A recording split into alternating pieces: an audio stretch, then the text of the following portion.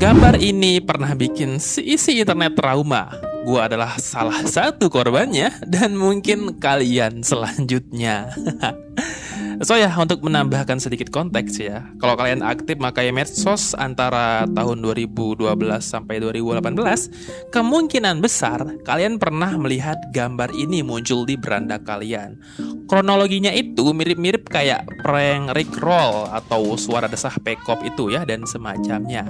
Nah, sebenarnya ya, gambar ini itu adalah sebuah frame dari animasi pendek yang berjudul Fukona Shoujo 03, atau yang kita artikan ke bahasa Indonesia adalah Gadis Sial 03. Kenapa dia sial? Well, lihat aja sendiri.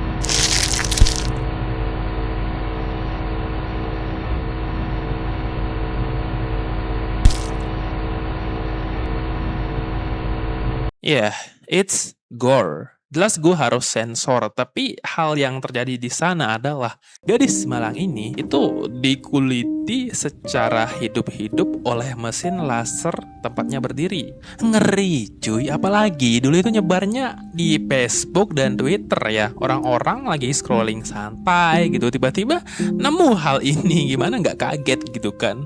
Tapi sih kalau kalian belum pernah lihat, sekarang bisa kalian buka Google dan cari sendiri ya. Beda rasanya ketika ngerasain langsung dan ketika hanya mendengarkan penjelasan dari gua. Tapi nih, bukan cuma itu doang. Nama file dari animasi ini adalah Fukona Shoujo 03, yang artinya ada indikasi untuk keberadaan Fukona Shoujo 01 dan 02. This is Fukona Shoujo 01. Memang nggak sesadis 03 ya, tapi idenya masih sama.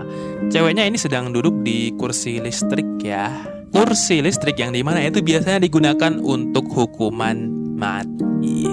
Barulah mulai dari Fukona Shoujo 02 itu mulai ya sadis banget lah gitu. Yang ini nih, si gadis malang ini ditusuk dari bawah ya pakai besi tajam itu sampai keluar-keluar isi organ dalam tubuhnya.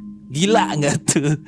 Tapi yang nyangkut di pikiran gue adalah, kok bisa gitu ada orang yang tega bikin hal sekejam ini? Tujuannya apa gitu? Karena ya ini bukan dari video game ataupun sebuah cerita novel. Di deskripsi postingannya dia itu nggak memberikan keterangan. Ini tuh benar-benar ya, di luar sana ada orang yang terbangun dari tidurnya, terus dia sarapan dan tiba-tiba mikir, oh hari ini gue mau bikin animasi cewek anime yang disiksa secara brutal. Jadi inilah sang kreator di balik Fukona Shoujo 03 ya. Akunnya bernama Vivi Indows Me. Cuman itu doang yang kita ketahui ya. Nggak ada biografi tentang apa yang dia lakukan, hobi dia apa gitu. Cuman ini doang yang ada. Terus melihat akun fiksipnya ya, dia itu memposting karya pertamanya pada tahun 2010. Ini adalah animasi pendek yang tadi gue liatin ya, Fukona Shoujo 01. Kemudian sisa karya dia yang lainnya itu memiliki tema sadis yang sama.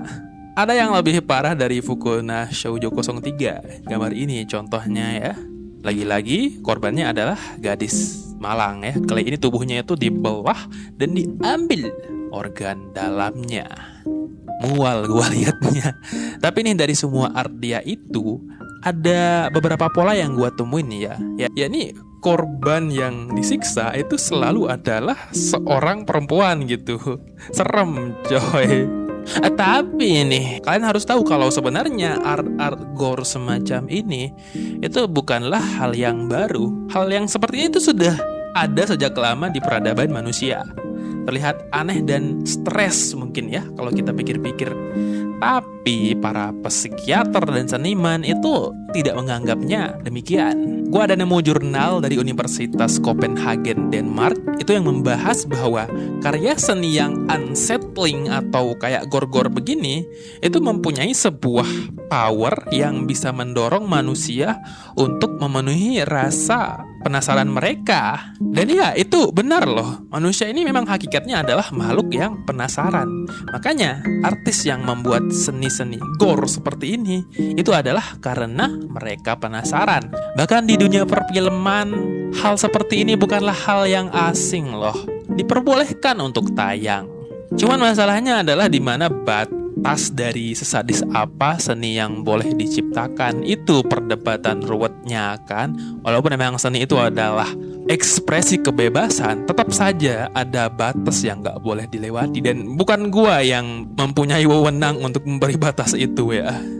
Jadinya nih ya, kalau misalkan punya temen nih yang suka gambar-gambar art gore gitu kan di sekolah, itu bukan berarti mental dia sakit. Mungkin sih ada potensi memang, tapi tetap saja kita nggak tahu berapa persen potensinya itu.